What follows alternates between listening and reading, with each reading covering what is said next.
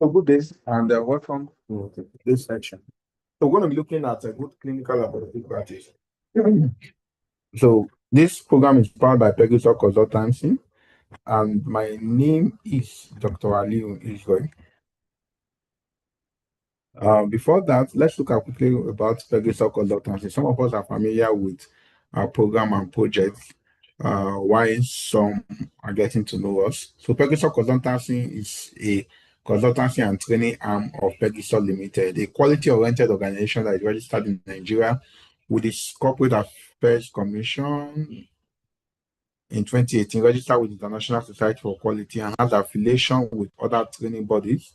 Over 7 years, Pegasus Consultancy has trained over 10,000 healthcare professionals across the 6 continents of the world in various healthcare programs, quality programs, biosafety, molecular medicine, etc., epidemiology, and etc. They have been also involved in helping facilitate gain accreditations, mentoring individuals and organizations, involving in setting up and building formal quality system, equipment, infrastructure, external assessment, EQA support, accreditation, mentorship, training, and consultancy. So the organization was born out of the passion to see effective quality delivery, service, and satisfaction in the healthcare system. So Pegasus operates over 20 quality consultants who help in delivering of the project and programs with other support staffs across our different program and projects. So you can be rest assured of the quality of services that we are going to be giving to you even in the course of this program. So by way of introduction, just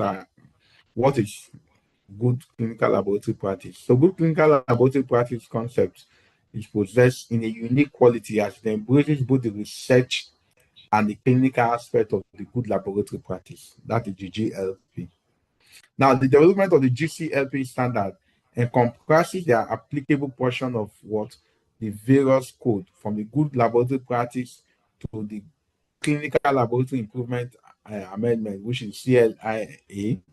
Now, due to the ambiguity of some part of these regulations, the GCLP standard are described by merging guidelines for regulatory authorities as well as other organizations and accrediting bodies, as etc. Now, so there is good clinical laboratory practice and there is good laboratory practice.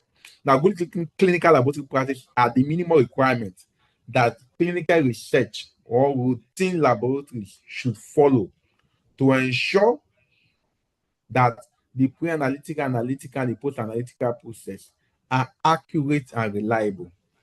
So remember that in the laboratory process, we have what we call the pre-analytical, the analytical, and the post-analytical. Please, if you can hear me loud and clear, you can type on the comment section that you can hear me loud and clear. Now, we said that the good clinical laboratory practice are the minimal requirement that the clinical research or the routine laboratory should follow to ensure that all the aspects of the laboratory are producing accurate and reliable results. Three things define the quality of any laboratory result. One, the accuracy of the result, the reliability of the result, and what the timeliness. AROT. The accuracy, the reliability, and what the timeliness. So now, from the pre-analytical to the analytical to the post-analytical process, they must all be put together to ensure what the result is accurate, reliable, and what timely. Now, the data generated should be credible and traceable.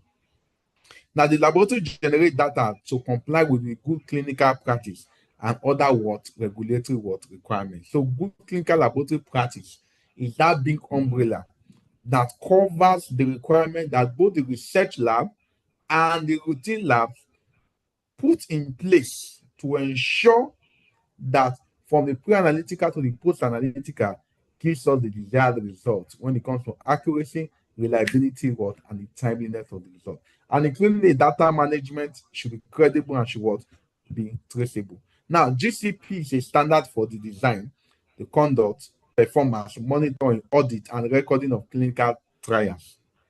Now, this would ensure that data and reported results are credible and accurate. That is the rights, integrity, confidential of the trial subject and protected. So what we are saying is that we have good laboratory practice. So good laboratory practice is also a component of what? Good clinical practice. Now, we have what we call good clinical laboratory practice, good laboratory practice, and good manufacturing practice, GM.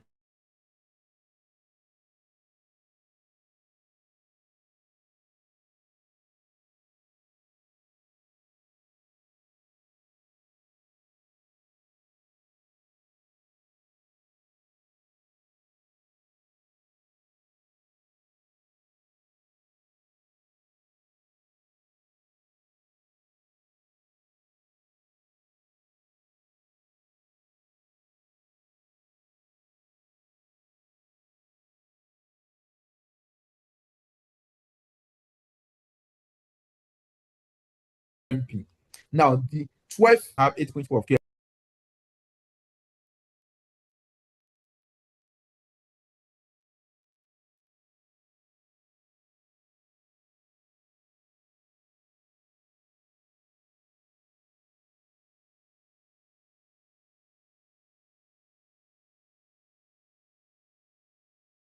Gives us that desired what results.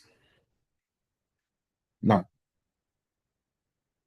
uh, we must understand the concept of the good clinical laboratory practice and the good laboratory practice.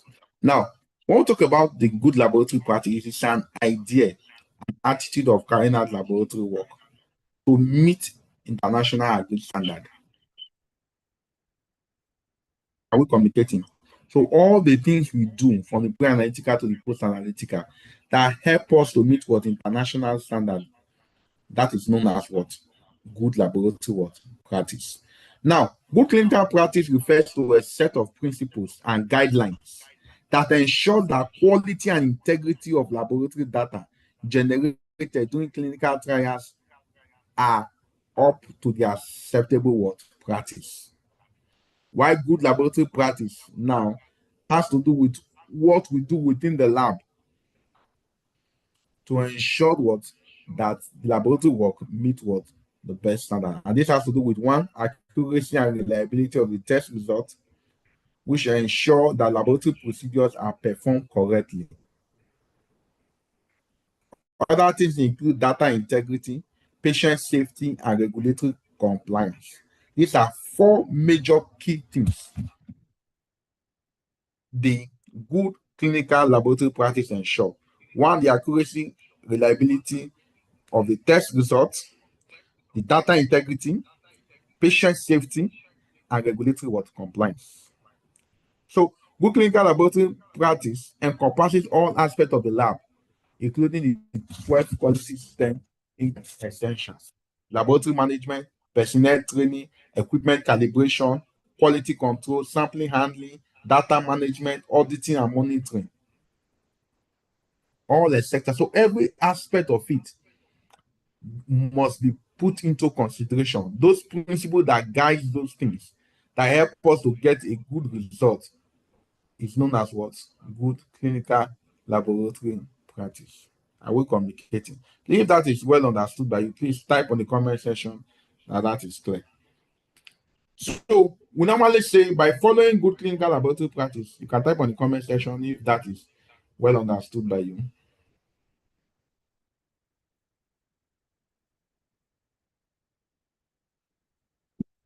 That was understood by you. Please type on the comment section. Um,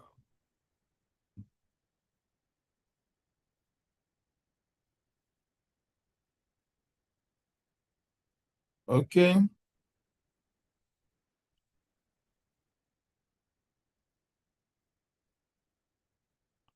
Okay. So can you see the slide now? I believe you can see the slide. But I could hear myself clearly. I think it should be your network. Okay. Now it is an ideal attitude of carrying out your laboratory work to international agreed standard. Now, however, for you to be able to implement good laboratory practice, you must be able to understand quality management system. That is key.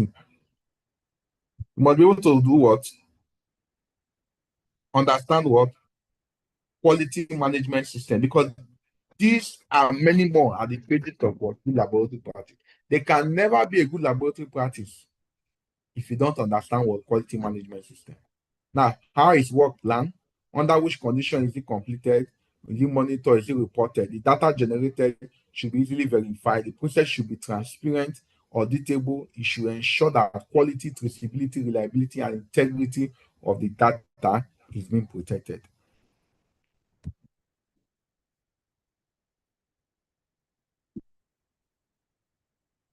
Now, let's look at the GLP core elements. What are the core elements of the GLP?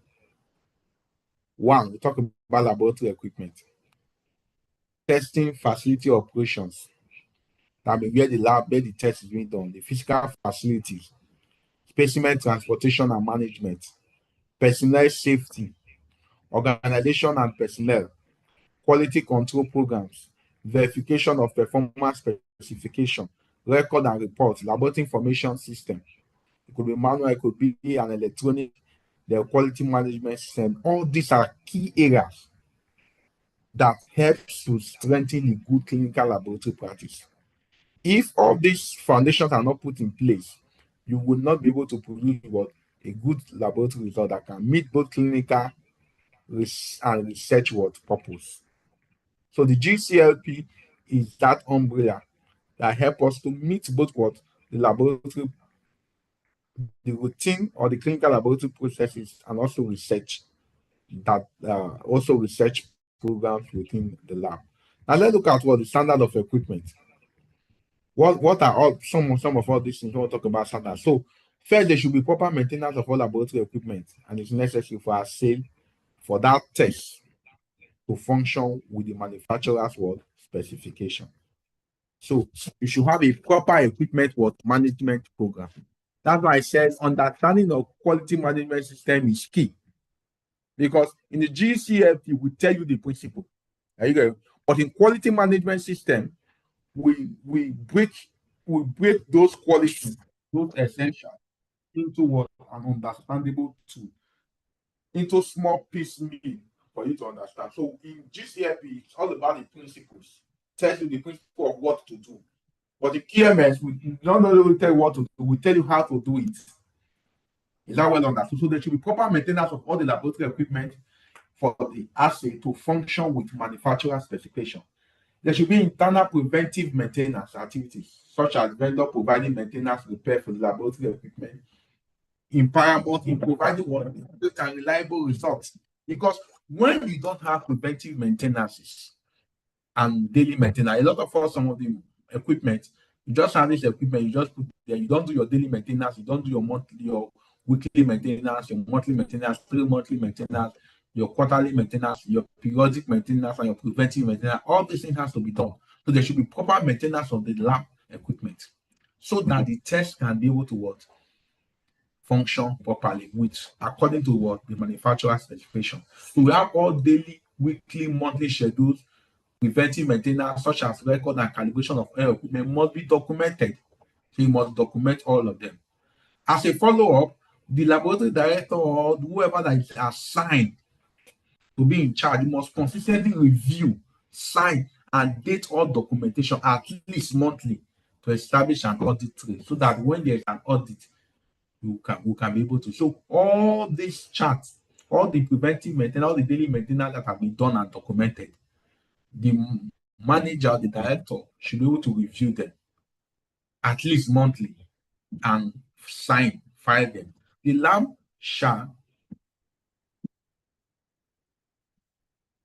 maintain daily date use, record of the temperature and other monitored conditions. So you need to record the temperature of the environment or the temperature of the equipment, depending on what is being done on a daily work base. Am I communicating? If I'm communicating, please, you can type on the comment section that you are hearing me loud and clear. So can you hear me? Okay.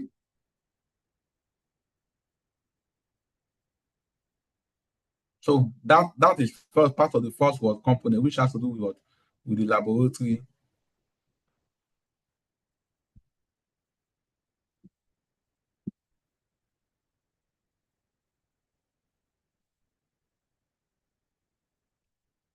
Okay, let me just quickly answer this.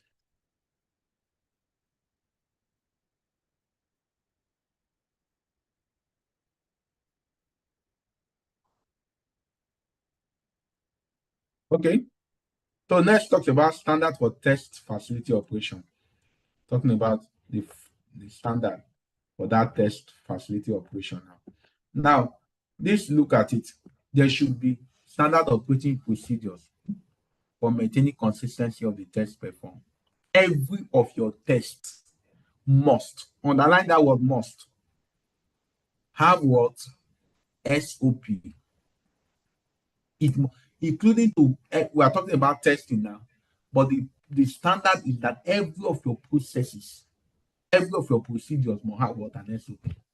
So every procedure you have within, like including procedure for even making your what they call it, your A guys, your plates, your every test procedure, all your tests, whether they are automated, semi-automated, whether whether they are quantitative testing, qualitative testing, or semi-quantitative testing, you must have an SOP. SOP helps for consistency. SOP helps them to help to produce results. Let me ask you a question. If I bring 5 scientists here now, let's say 5 of you here in this place, and I give you a without test to do, and I give you an SOP to do it. No, there's no SOP. Now, there's a high probability that you're going to get a different result. And a lot of you are going to report it differently based on where you are trained, based on how you understand the procedures and etc. So, but when we have an SOP, gives you a guide. This is how it is done. Whether you are doing a semi-titer or you are doing a full titer method in that with that test, it gives you what? This procedure. And we are expected to train. You're expected to be trained on the procedure and deemed competent before you do what? You carry out that procedure, irrespective of your number of years of qualification. The laboratory must write SOP for all laboratory activities to ensure the consistency, quality, and integrity of the generated what? Data. This is good clinical laboratory what? Practice. Current SOP will be readily available in the work area and accessible to the person. Let's say, for example, now somebody collecting sample, the SOP should be accessible in that place where the person is doing the job. I hope we know that it is not out of place to use SOPs when you are doing your job. It doesn't make you less efficient, it doesn't make you less professional. So current SOP, what do we mean by current SOP? That means the SOP that is in use must be accessible to the person at that point, either hard copy or electronic copies. It has to be accessible. It doesn't SOP should not be in one director's house. SOP should not be in one office. It's not HRO's file. They should be as available at the work areas and accessible to the person doing the test. So SOP should also be written in a standard format, such as format recommended by the CSLI or your format that you have agreed. It should be considered as the Bible or the reference of the lab. For SOP to be effective, it must be clearly be written and it has to be accurate. There must be the evidence that all laboratory staff have read, understand, and signed and followed what the SOP. So before you do a particular test, before you do a test carrier, it's expected that all the you that is doing that test have read the SOP, you understand it, and you have signed that this SOP has been read, or else it's a non-conformity, it's a non-conformance. For you to do any procedure, including malaria test, including analysis. So as an auditor, if I'm doing a procedure, part of the check, I check if that SOP has been signed by the person performing the test. Are we communicating? So if you get that, please type on the comment section that's clear.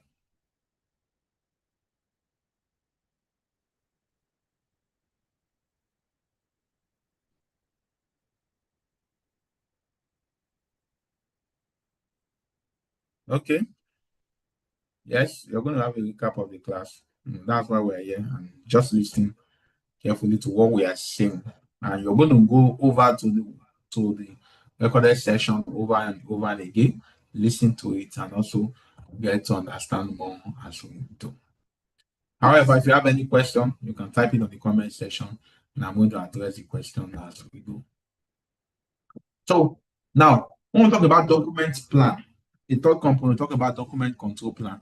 The laboratory must maintain a written current document control plan to the list of all current document that is used in the lab. So all the document that you have within the lab, part of the good clinical practice should say that you must have what? A list of all of them. There should be a well put in place system to archive obsolete SOPs. Obsolete SOPs are SOPs that you are not using. So part of the documents. So in QMS, we have what we call one of the essentials we call document and records. So part of the essentiality for good clinical laboratory practice is document control.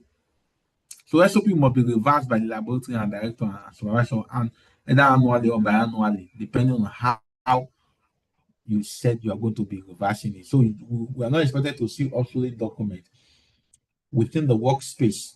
It's expected that those documents has to, that's what we call it document control. They have to be controlled. And part of the document control also ensure that when the SOPs are written or any document is written, now we have, when any document is written, they have to be quality controlled. It has to be controlled. So it must have a name, it must have a document number, it must have the date, the year it was implemented. It should have a master list on the documents you have in the particular lab. All these are part of what? The good clinical laboratory practice.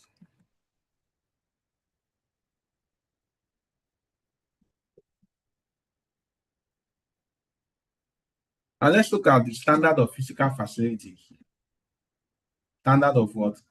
Physical facilities.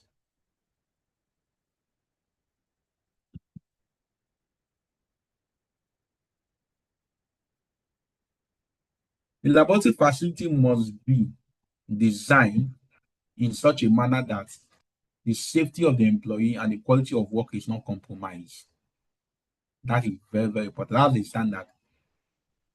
The safety of the personnel, which is the employee, and the safety of the environment, the work is not compromised. So any environment that helps, that will compromise the quality of the work does not fit for process, and it's against the good clinical laboratory principles. Proper space for instrument placement should be well ventilated. It should be temperature controlled. So you should have a thermometer to check the temperature, and the temperature should be taken. Now there are some of us that run labs like a barber shop, olden days barber shop. You know, the old barber shop in a developing country, or in an underdeveloped country, like especially in this part of the world, whereby the generator, there is no, like, if there are no power supply, you put on the generator. The generator is only put on when the when the person is come, when the client is around, and immediately the client is going, you switch off the generator.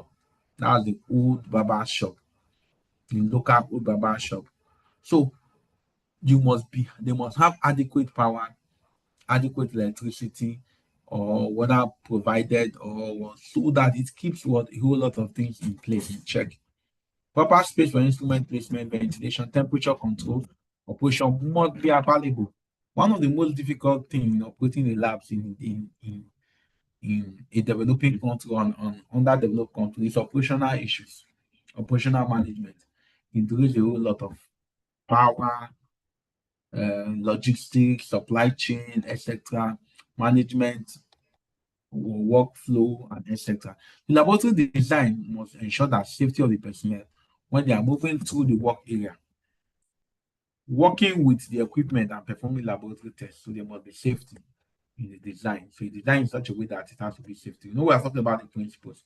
Specimen movement and workflow through the laboratory must be in such a way that opportunity for specimen loss, specimen mix-up, exposure of the laboratory personnel to hazard, hazard, are minimized. Let's say, for example, now you have a workflow. Just use, for example, where you have a referral lab and a sample comes in from the pre-analytical. So at the pre-analytical or the sample management desk, that sample can be processed such a way that the sample that will be run or will be done in-house will be done, and you don't need to pick every of the sample into the mailer. Why those that need to be sent away, or automatically from there they can be sent away. But if you have a workflow whereby everything has to go to the main lab first, after the main lab, now begin to sort them out. Some of the samples may not be seen on time, or energy and time will be wasted.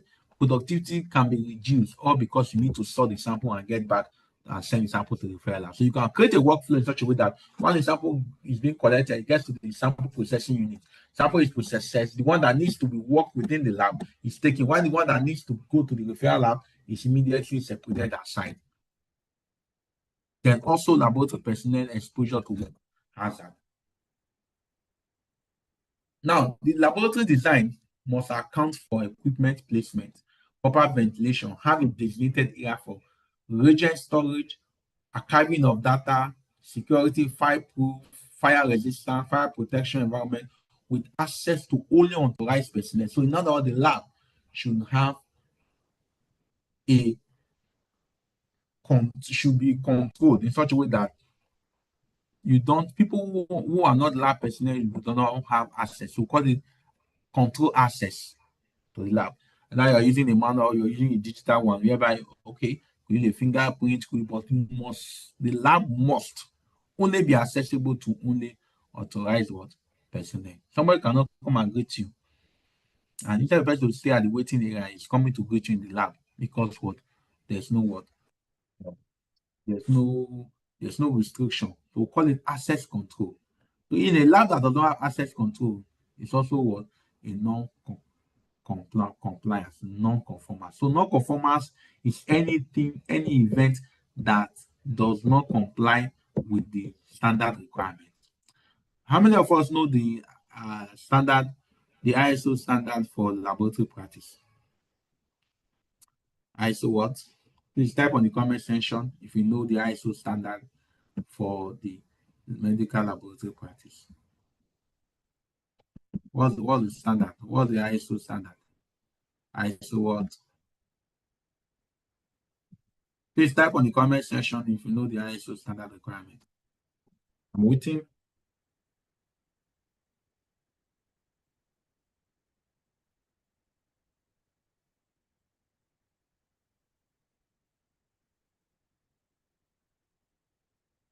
So what's the ISO standard requirement for laboratory practice?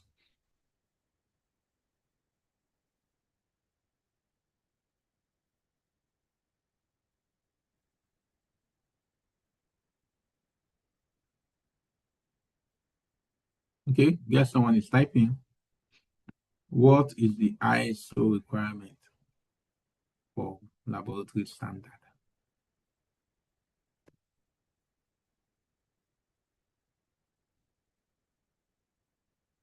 Oh, are we saying we have not heard about ISO 15189-2022?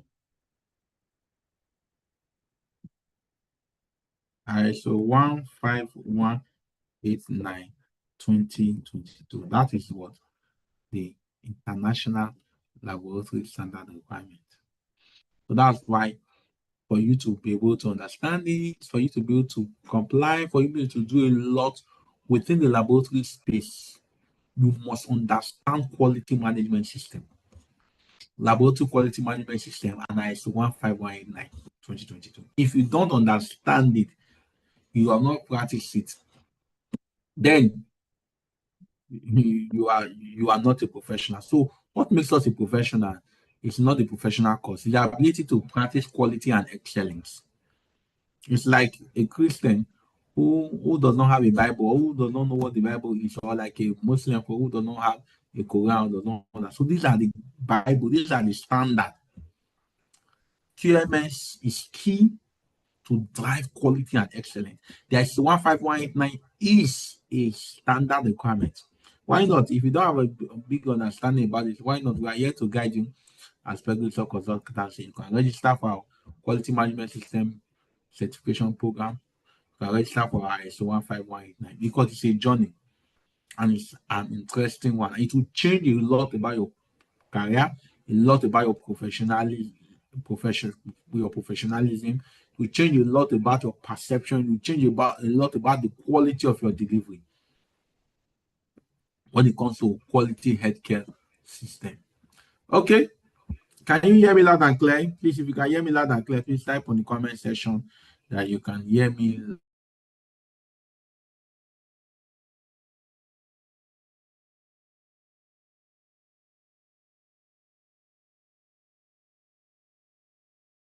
loud and clear.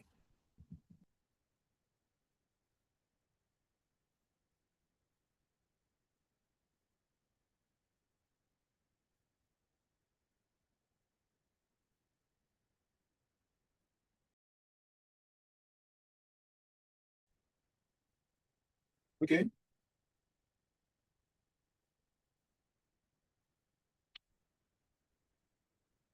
Okay. Thank you. So next,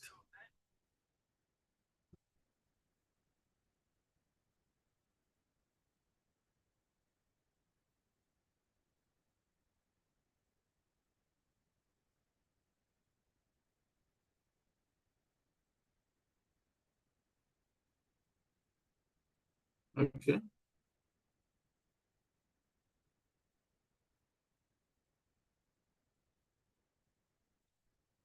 Let's look at laboratory work area must be sufficient space so that there is no hindrance to work.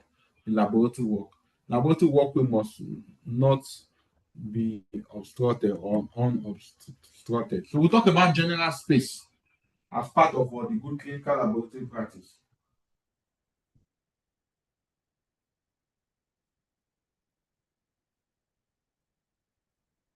So what do we know when we talk about the general space? The laboratory work area must have sufficient space so that there is no hindrance to the work or the employee safety. Laboratory room, when we talk about ambient temperature and humidity must be controlled so that the equipment and testing is maintained within a tolerance limit set forth by what the manufacturer. So they are a particular temperature which an equipment can be functioned properly. And there are some particular equipment, especially a lot of this modern equipment. You put it in an environment that is not the temperature is not adequate, it begins to produce funny results. Everything is fine, quality control is fine, QC is doing good and everything, but yet the result is it's not giving you a good result. Why? Because of what? The temperature, the ambience. Now, ambient temperature log, talking about room temperature now, should be utilized to document an acceptable ambient temperature range recorded daily and what the actual temperature. So, in other words, you should have a thermometer. And part of the good clinical laboratory practice is that that thermometer must be calibrated at least once a year. So if you have a thermometer is not calibrated, it's still a non-conformance. Well, how do you know that that thermometer is giving you the good result? So the thermometer has to be correct, calibrated. All corrective action taken must be documented. When there's out of range, let's say for example, now you are calling the room is supposed to be within a particular temperature and it's out of range. You have to what? Put the corrective actions. All floors, walls, ceilings, and bench top of the laboratory must be clean and well what maintained. Not be clustered, should not have cobwebs, a lot of things, dirty, dust, all this things they could affect what quality of results. Next aspect is what we'll talk about archiving space. Let's look at archiving space.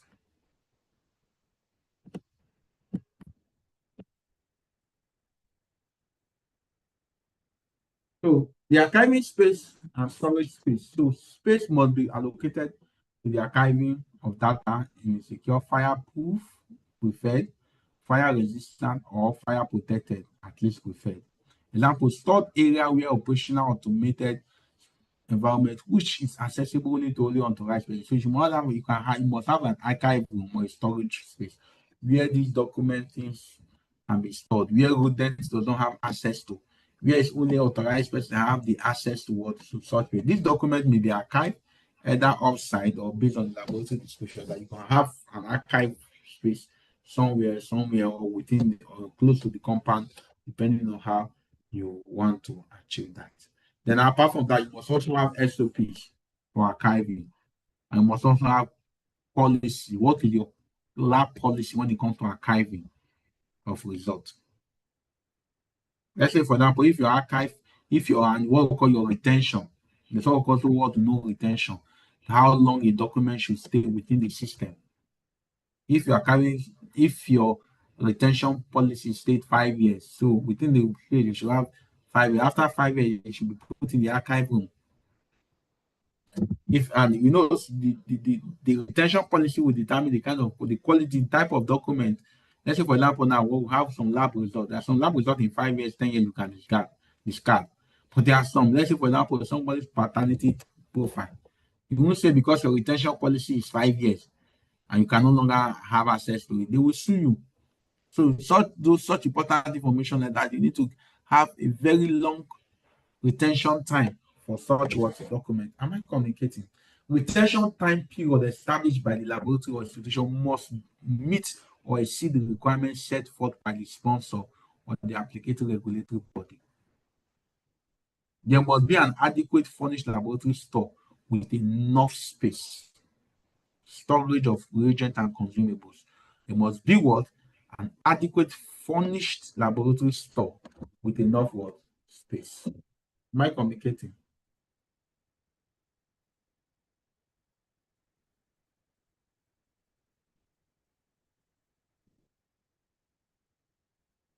So,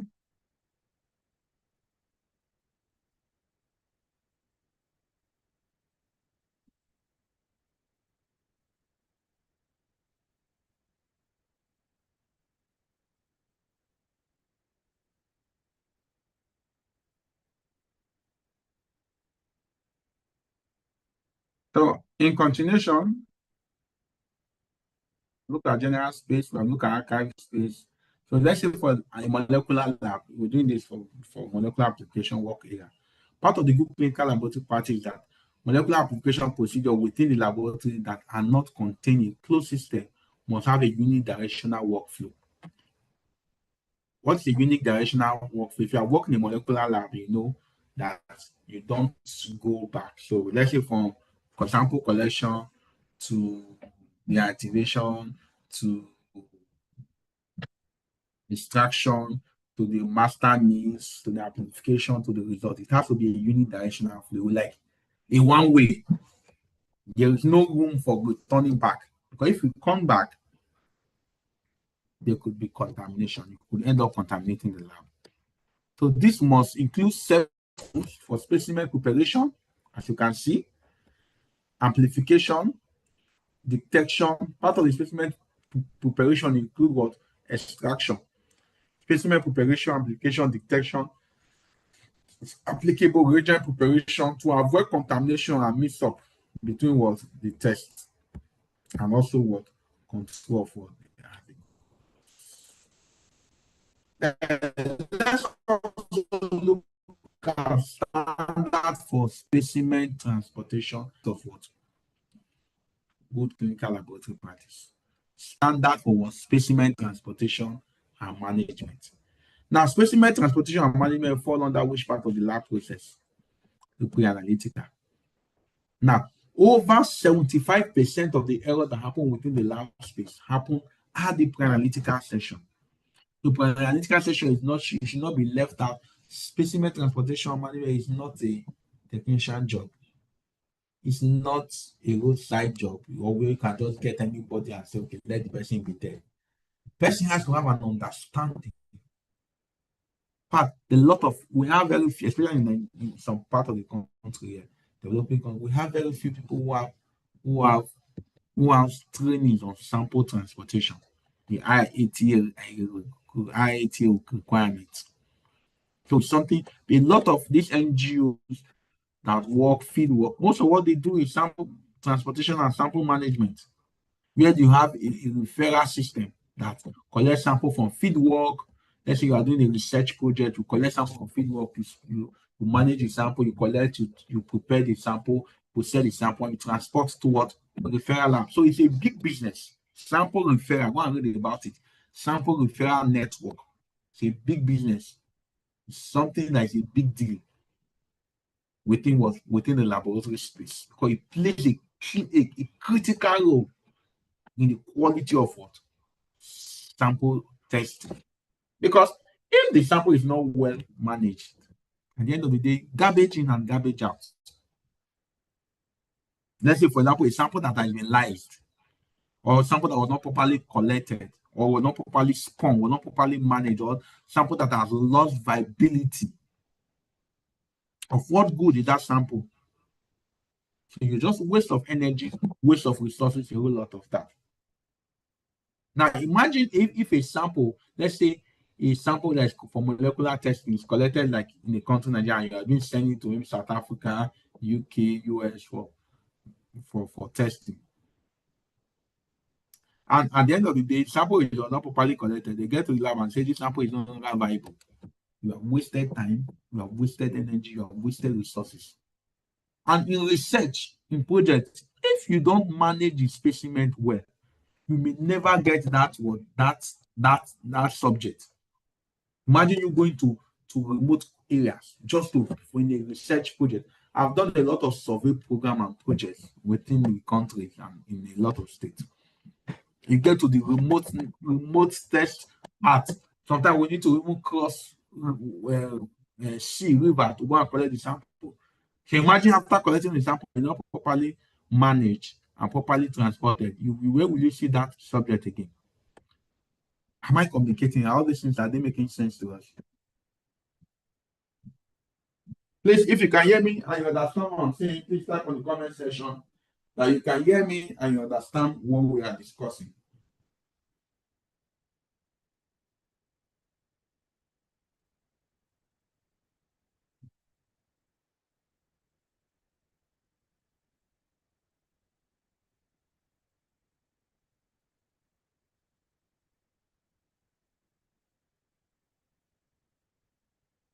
Okay, so part of it is what I just said just now. The laboratory must have a documented procedure. See, when you hear this word laboratory shall have in ISO standard, how many of us have seen the ISO 15189 standard before for lab? You see things like the laboratory shall have a documented procedure for so and so that. So that's it. So the good clinical laboratory practice is all about documentation. It's all about QMS. It's not a one ideology you have in your head and you think you can implement it. No, don't do that. It has to be a system based. So the laboratory must have a documented procedure for your specimen collection. Every specimen collection, how to collect blood, how to collect urine, how to collect sputum, oropharyngeal swab, everything. You must have SOPs for it.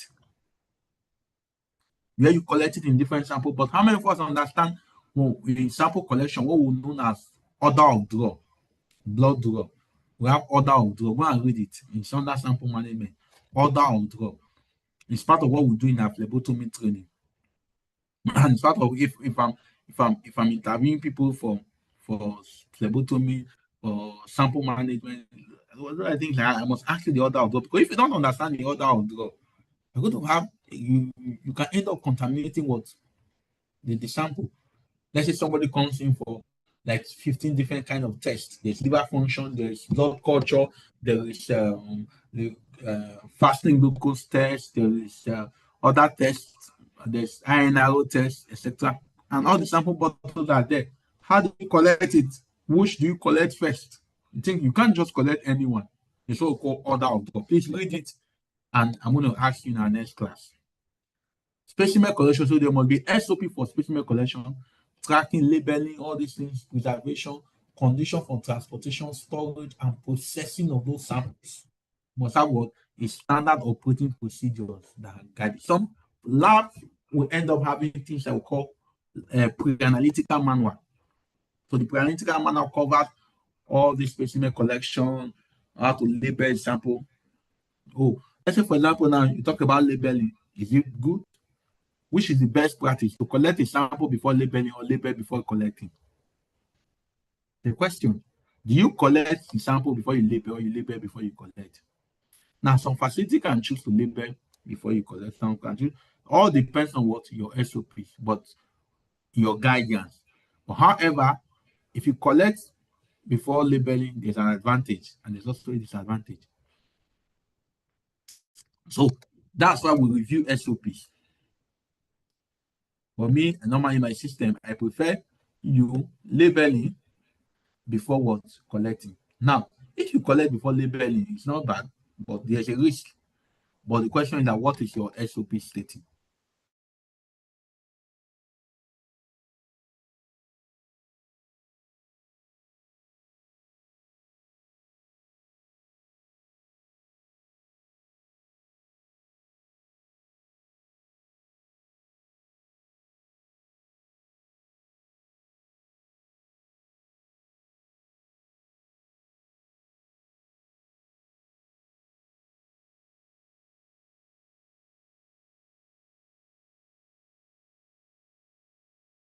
That's why we have what SOP. We have how the sample transported. We have what called order of draw and packaging.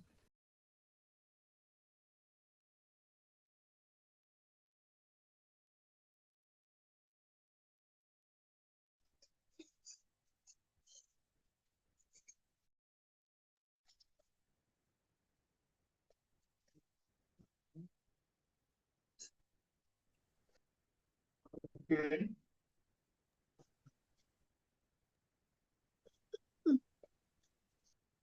Oh, okay, sure. Okay. Yes, you want to hear me?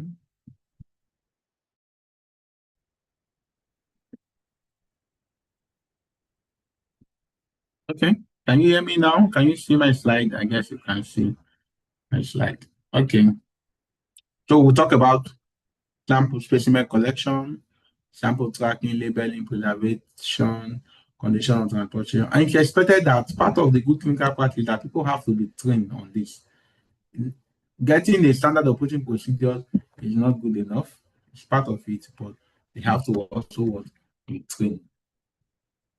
So the accuracy of the laboratory test result depends on the identity and integrity of the specimen submitted. And there are some samples that will need to be transported in a particular medium. Some transport medium, they have to be transported in the sample have to be arrived there frozen. So you need to put it in what we call dry ice. How many of us have heard about dry ice? It's also a good business. You can also do that. People who produce it, companies who also produce dry ice. There are nitrogen-based samples that helps to keep a sample in a frozen state. So the generation of quality data starts from the specimen collection, the processing, through the testing and the reporting of what the result. If the quality of collection is poor and the processing of the sample is poor, friend, professional, no matter what you're going to do at the testing end, you're going to get a poor result. Are we communicating? So this is very key and very critical. One aspect that we must look at when it comes to what? Clinical laboratory practice. So what are the required activities and documentation? So the laboratory must have documented procedure for collection, shared transportation, receipt of specimen, because of the accuracy of all laboratory tests is dependent on what quality of the specimen. A laboratory can only ensure specimen integrity when they are following appropriate specimen management and transportation procedure. To ask in your facility, do you have the specimen management procedure? If it is not, I can bet you that a lot of errors are happening there. Now, a proper completed request form accompany each study participant sample or each test. Especially, you must have what is what we call a standard GFRO, standard form. Not this form that when some people want to bring test, you just bring like a treatment sheet. Like you write name John Paul, AD, M, AD is for adult, M is for male, John Paul. They write EUCRO. No, that is not. Every form, every test request must come with a completed request form, either electronically or what manually. The request form must be documented unique study participants for research, specimen collection date and time, study participant demographic, specimen type, the name of the person who collected the sample, when the sample was collected, if possible, how many samples were collected. All this has to be documented. Then you need to check if the samples are in good shape. That's why When a sample is received in the lab, there's what we call what? An acceptance or rejection of that sample. So you need to put your acceptance and rejection criteria. You must have them. And when samples are rejected, you don't just reject it, they must be documented in the rejection log with the name of the sample, who rejected the sample, why was the sample rejected, the type of sample that was rejected, and the time and who rejected it. All this must be contained in your sample rejection log. And the sample rejection log can also help us to improve our system. They can also serve as a quality indicator for what improvement of what the processes. Let's say, for example, now, if in 2024 we had 400 sample that was rejected, we can say, okay, in 2025, we can even do analysis. Why were the samples rejected? What was the percentage of reasons why those samples were rejected? Maybe 100 could be mislabeling. So we need to now train people on how to label samples. You can even do a trend analysis. I can also use it as a quality indicator, also for quality improvement of the laboratory processes. You can say, okay, in 2024, we had 400 samples that were rejected. In 2025, we want to have not more than 40 samples. So it's an indicator. Are we communicating? Any discrepancy or missing information, must be verified promptly before specimens are processed or stored by the laboratory personnel. The laboratory must have the documented specimen acceptance and rejection criteria for evaluation of samples adequacy and integrity. If sample have lost their integrity and viability, that sample is no longer viable. So the laboratory must maintain an audit trail for every specimen for collection to the disposal or storage. From the time a sample is collected to the time that sample is disposed, there must be an audit trail. What do we mean by audit trail? There should be every point a documentation of the movement of that sample. Audit trail must be verified, the date and time an activity was performed, and the personnel responsible for that activity has to work. So if the person who entered the test result, we should be able to know the person and the name of the person and even the time. We should be able to know the name of the scientist who ran the test. We should be able to know the person who processed the sample. We should be able to know the person who collected the samples. All the three must be documented in the process of the sampling handling. A shipping procedure must be documented that addresses the preparation shipment by following all the federal and local transportation of dangerous goods regulation. This is what I'm saying, International Air Transportation Association, IATA. So there are people who have certification on this. So you too can purchase and where you become a certified IATA personnel. That's you are responsible, you have the training for sample transportation. This must be done by laboratory personnel who have been certified in hazardous material and dangerous goods transportation safety and regulation. There must be in place 24 hours monitoring of the storage condition using personnel and other electronic monitoring with an alert system. So we should be able to monitor the storage of this specimen. Because if, for example, now we store it in a particular fridge and everybody goes home, yeah, at the end of the day, when we come back the next, how do we know that the sample is still viable? How do we know that those ingredients are still viable? So they have to be monitored. SOP for responsible to alert must be in place to ensure the integrity of the sample is maintained. So we're going to stop here today. We'll continue. Please hold on.